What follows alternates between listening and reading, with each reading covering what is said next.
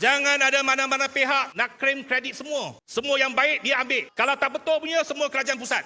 Kononnya Johor ni overclaim. Jadi ya ke? Siapa yang cakap macam tu? Semenjak dua ni, pimpinan Pakatan Harapan di Federal mula keluarkan angka dan carta. Tunjukkan Johor terima 14.6 bilion daripada kerajaan pusat. Siap bentang kat Convention PH. Dan sekarang ni pemimpin mereka pun guna naratif ni dan pakai di media-media sosial.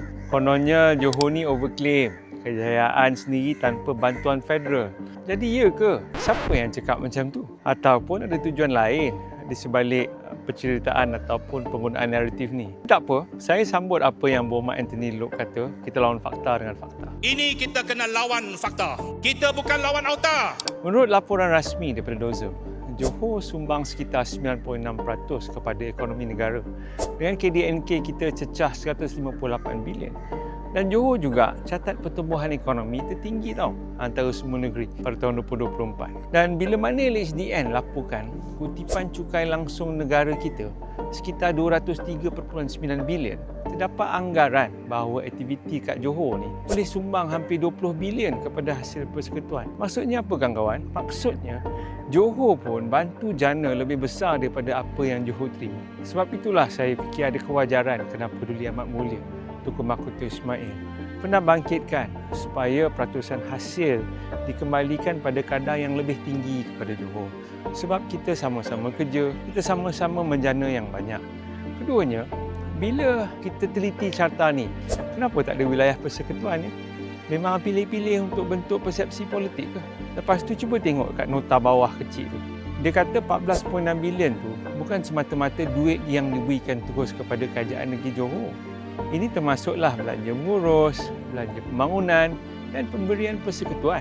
Maksudnya apa? Ini adalah soal gaji penjawat awam, hospital, polis, sekolah dan operasi kerajaan. This is all the federal government expenses in Johor. Jadi, janganlah gambarkan seolah-olah semuanya cash transfer kepada Johor. Ketiga, sebahagian daripada angka tu, 14.6 bilion tu, itu juga dimasukkan projek-projek yang masih lagi berada di peringkat pengumuman dan perancangan. Contohnya apa? HSA 2. Belum buat pun lagi, dah diumum. ART. Belum buat, siap 2030. Dan USIM. Semuanya belum siap. Tapi nilai projek dah dimasukkan sekali. Seolah-olah semuanya dah turun kepada rakyat. Dan mengumumkan projek masa depan tak sama dengan duit yang dah betul-betul turun sampai dan dibelanjakan. Jadi macam inilah. Tak ada siapa pun nafikan peranan persekutuan ataupun federal. Tapi janganlah jadikan pembangunan dan juga pembelanjaan federal di Johor ni sebagai alat politik untuk bina persepsi bahawa Johor ni overclaim dan tak berterima kasih. Jadi persoalan kita, kenapa perlu main kira-kira macam ni sekarang? Nak jadikan kerjasama politik tu sebagai ukuran pembangunan ke? Kalaulah itu caranya, saya rasa Johor pun nanti bila sampai waktunya rakyat pandai buat kira-kira juga.